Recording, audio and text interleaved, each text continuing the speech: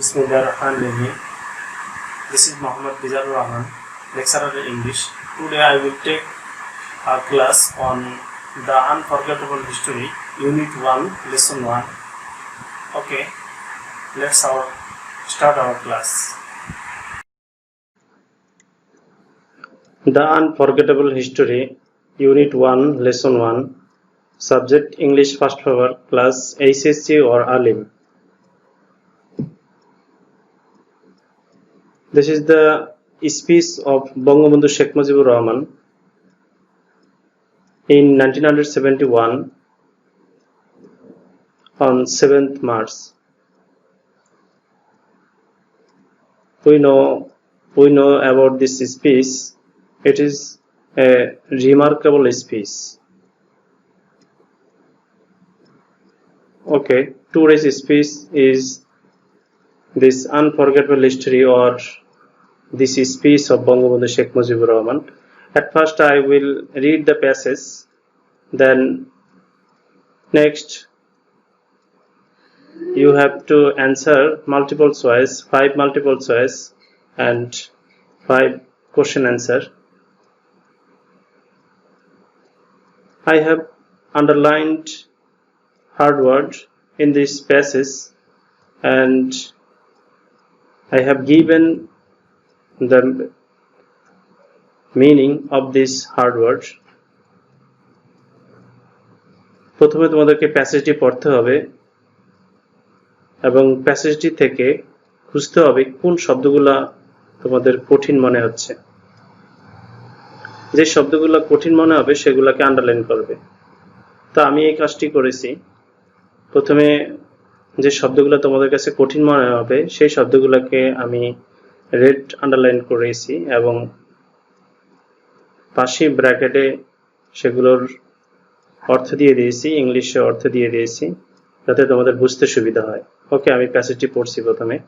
মাই brothers,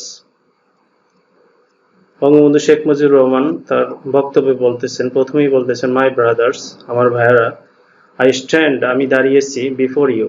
before এখানে অর্থ হবে, বিফোর অর্থ সামনে।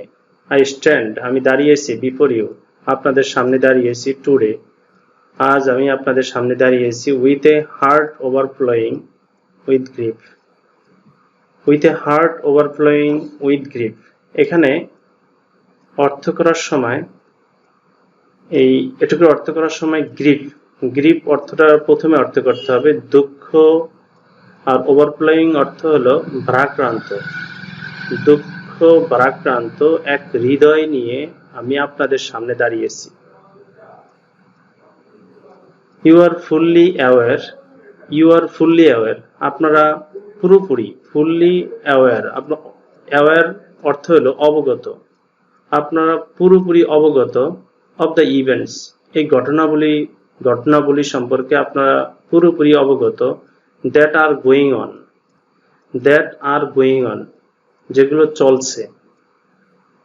আমি আবার পড়ছি, ইউ আর রিয়েলি অ্যাওয়ার, আপনারা পুরোপুরি অবগত বা আপনারা জানেন, অব দ্য ইভেন্টস, এই ঘটনাগুলো, দ্যাট আর গোয়িং অন, যেগুলো চলছে, অ্যান্ড আন্ডারস্ট্যান্ড, এবং বোঝেন, দে আর ইম্পোর্ট, তাদের এই ঘটনাগুলো আপনারা বোঝেন এবং দে আর ইম্পোর্ট অর্থ হলো তাৎপর্য, এই ঘটনার তাৎপর্য আপনারা কি করেন, বোঝেন। We have been trying, we have been trying, আমরা চেষ্টা করতেছি, টু ডু, কোনো ভার্বের পূর্বে যখন আমরা টু ব্যবহার করব তখন সেটার অর্থ হবে টু ডু, যেমন করতে, টু গো, যেতে। তো উই হ্যাভ বিন ট্রাইং, আমরা চেষ্টা করতেছি, টু ডু, করতে, আওয়ার বেস্ট, আমাদের সবচেয়ে ভালোটা আমরা করার চেষ্টা করতেছি, টু কোপ উইথ অর্থাৎ পেরে উঠতে বা সামলাতে, দ্য সিচুয়েশন, এই অবস্থার সাথে পেরে উঠতে আমরা আমাদের সর্বোচ্চটা চেষ্টা করতেছি। বঙ্গবন্ধু শেখ মুজিবুর রহমান বলতেছেন যে উই হ্যাভ বিন ট্রাইং, আমরা চেষ্টা করতেছি, টু ডু আওয়ার বেস্ট, আমাদের সবচেয়ে ভালোটা করতে, টু কোপ উইথ, এই পেরে উঠতে, দ্য সিচুয়েশন, এই অবস্থার সাথে পেরে উঠতে, অ্যান্ড ইয়েট, ইয়েট অর্থ তবুও, অ্যান্ড ইয়েট তবুও, আনফরচুনেটলি দুর্ভাগ্যবশত, এটার অর্থ আমি লিখে দিয়েছি আনলাকিলি, তাও অর্থ দুর্ভাগ্যবশত, আনফরচুনেটলি দুর্ভাগ্যবশত, দ্য স্ট্রিটস অফ ঢাকা, ঢাকার রাস্তা, ঢাকা, চিটাগাং, খুলনা, রাজশাহী অ্যান্ড রংপুর, ঢাকা, চিটাগাং, রাজশাহী, রংপুরের রাস্তা আর অ্যাওয়াশ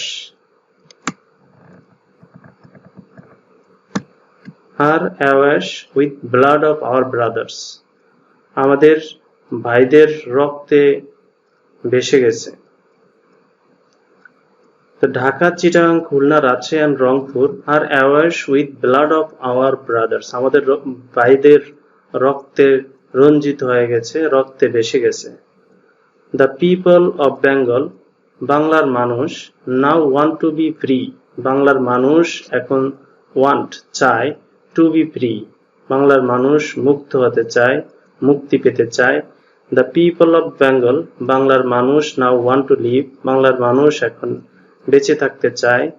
and the people of Bengal, বাংলার মানুষ, now want to their rights, now want চায়, দেয়ার রাইটস তাদের অধিকার চায়।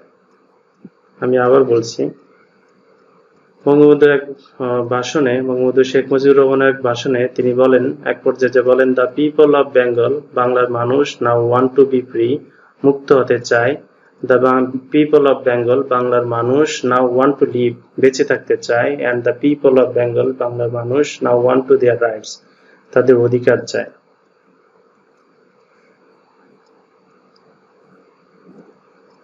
হোয়াট হ্যাভ উই ডান, আমরা কি করেছি, দ্যাট ওয়াজ রং, তিনি জনগণের সামনে প্রশ্ন রেখে বলেন, হোয়াট হ্যাভ উই ডান, আমরা কি করেছি, দ্যাট ওয়াজ রং, দ্যাট যেটি, ওয়াজ রং যেটা রং ছিল, যেটা ভুল ছিল, আমরা কি করেছি। আফটার দ্য ইলেকশনস, নির্বাচনের পর, দ্য পিপল অফ বাংলাদেশ, বাংলাদেশের মানুষ ভোটেড, বাংলাদেশের মানুষ ভোট দিয়েছিল, নির্বাচন করেছিল, অ্যাজ ওয়ান ফর মি, আমাকে নির্বাচন করেছিল, ফর দ্য আওয়ামী লীগ, আওয়ামী লীগকে নির্বাচন করেছিল।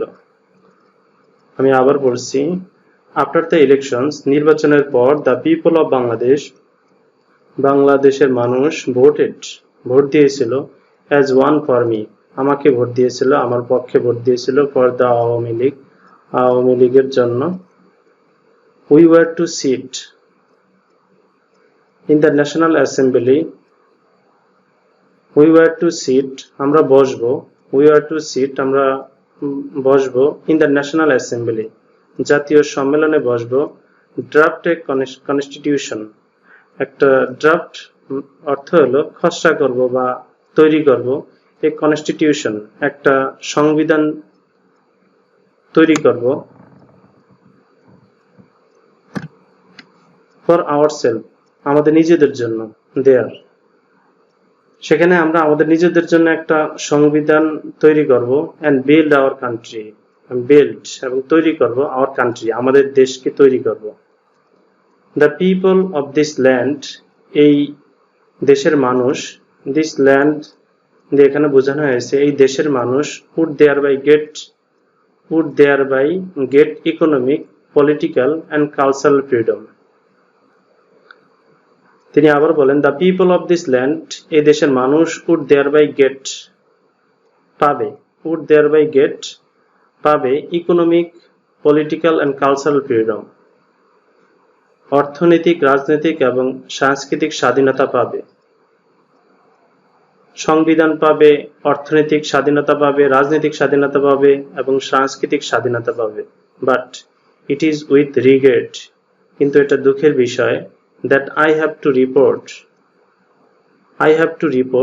আমাকে রিপোর্ট মানে জানানো, আই হ্যাভ টু রিপোর্ট, আমাকে জানাতে হয়, টু ইউ, আপনাদের কাছে, টুডে, আজ আপনাদের কাছে আমাকে জানাতে হয়, দ্যাট উই হ্যাভ পাসড, আমরা পাসড থ্রু, আমরা অতিক্রম করেছি বা ব্যয় করেছি, 23 ট্রাজিক ইয়ার্স, 23 বছরের বিষাদময়, 23 ট্রাজিক ইয়ার্স, 23 বছরের বিষাদময় বছরগুলো, বিষাদময় বা কঠিন বা খুব কষ্টের 23টি বছর আমরা কি কাটিয়ে দিয়েছি। Bengal's history of those years বলছে ওই বছরগুলোর বাংলার ইতিহাস is full of story of torture বলছে ওই সময়ের বাংলার ইতিহাস ছিল টর্চার অত্যাচারের গল্পে পরিপূর্ণ Bengal's history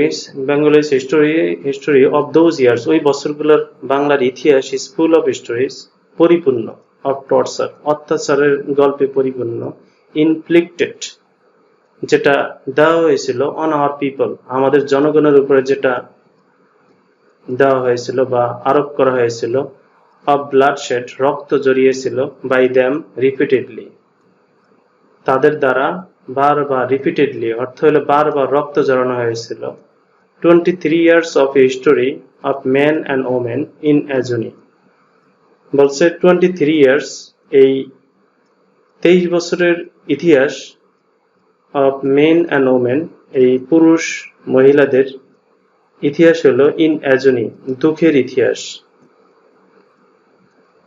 এই 23 বছরের ইতিহাস হলো রক্ত ঝরানো ইতিহাস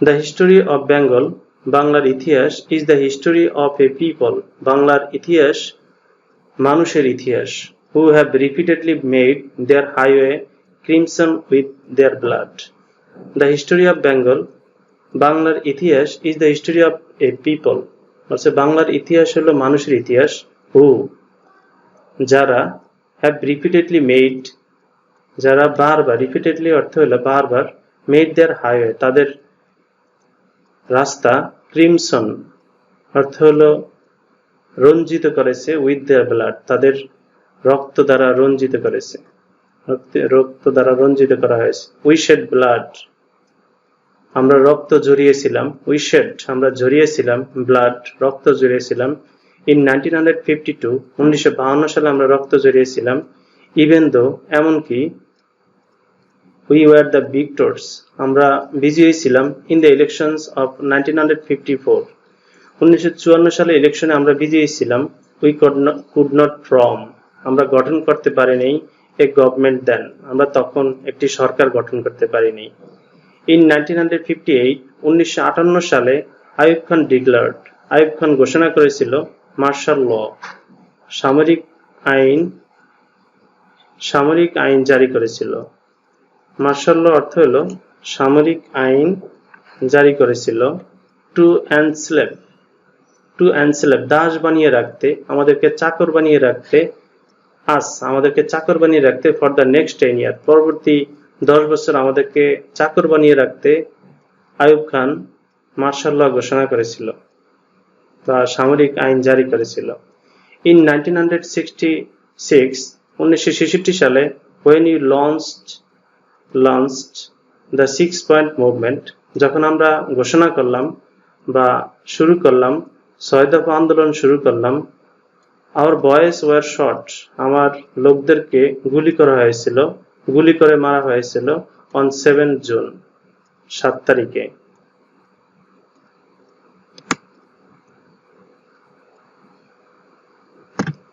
when after the movement of 1969 বলছে যখন 1969 সালের আন্দোলনে Ayub Khan fell from the power যখন আইয়ুব খান ক্ষমতা ছেড়ে দিয়েছিল Ayub Khan fell from the power Ayub Khan যখন ক্ষমতা থেকে চলে গেল and Yahya Khan assumed the reign Yahya Khan গ্রহণ করলো the reign শাসন গ্রহণ করলো of the government সরকারের শাসন গ্রহণ করলো he declared সে ঘোষণা করলো that he would give us a constitution he ঘোষণা করলো he would give us সে আমাদেরকে দিবে a constitution একটা সংবিধান দিবে and restore democracy এবং গণতন্ত্র প্রতিষ্ঠা করবে বা পুনরুজ্জীবিত করবে গণতন্ত্র প্রতিষ্ঠা করবে we listened to him then আমরা তখন তার কথা শুনলাম a lot has happened অনেক কিছুই ঘটে গিয়েছে since তখন and elections have been taken place এবং ইলেকশন হয়েছে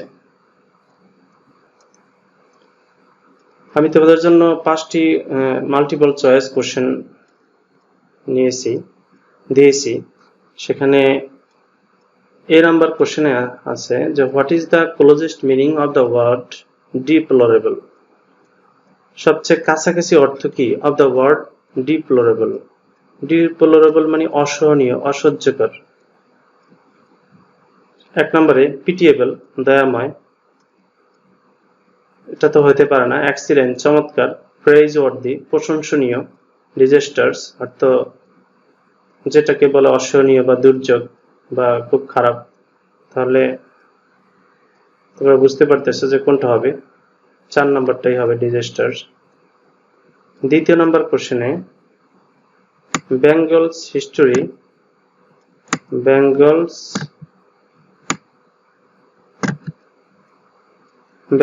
হিস্টোরি চলে গেল নিচে।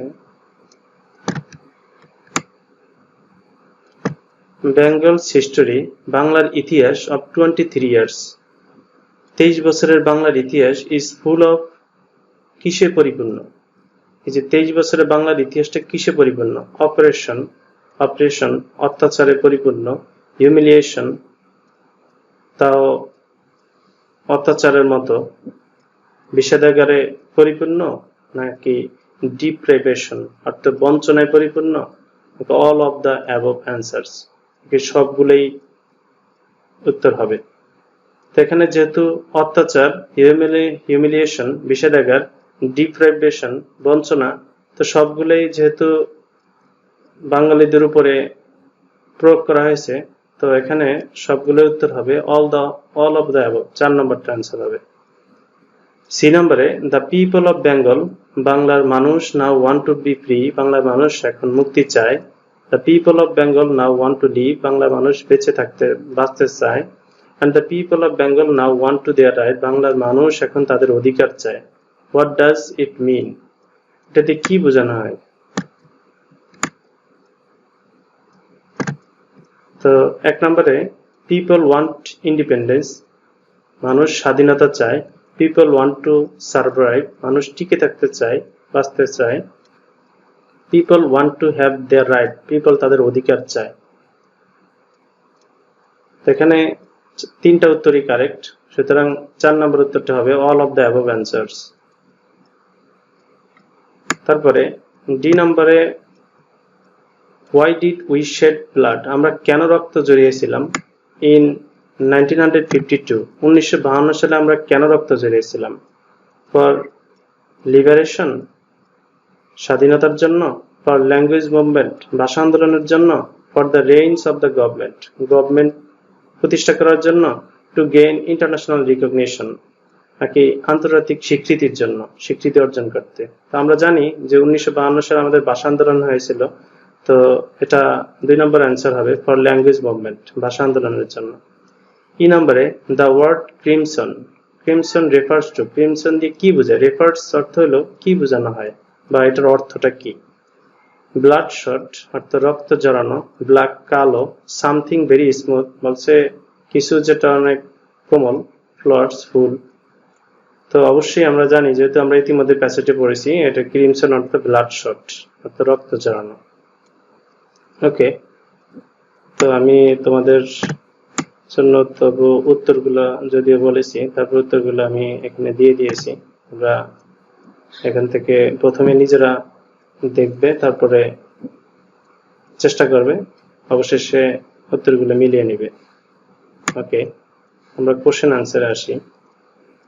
এখানে 1 নম্বর কোশ্চেনে আছে যে why did Sheikh Mujibur Rahman make this speech, কেন শেখ মুজিবুর রহমান এই ভাষণটি দিয়েছিলেন? When did Sheikh Mujibur Rahman make this speech, কখন শেখ মুজিবুর রহমান এই ভাষণটি দিয়েছিলেন? আমরা সবাই জানি যে শেখ মুজিবুর রহমান ভাষণটি দিয়েছিলেন রেসকোর্স ময়দানে 1971 সালের 7ই মার্চ। স্বাধীনতা আন্দোলন ঘোষণা করে, স্বাধীনতা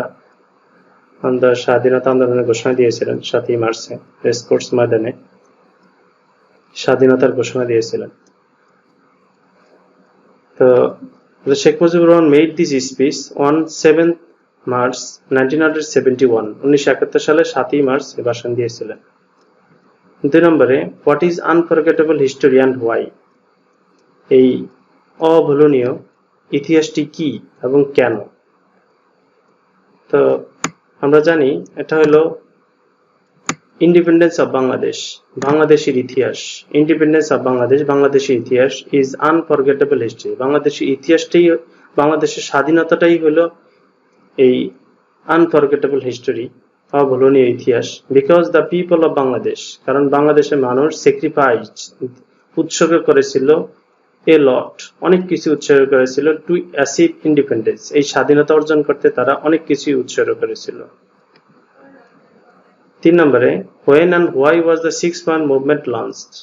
বলছে কখন এবং কেন এই 6 দফা আন্দোলন ঘোষণা করা হয়েছিল।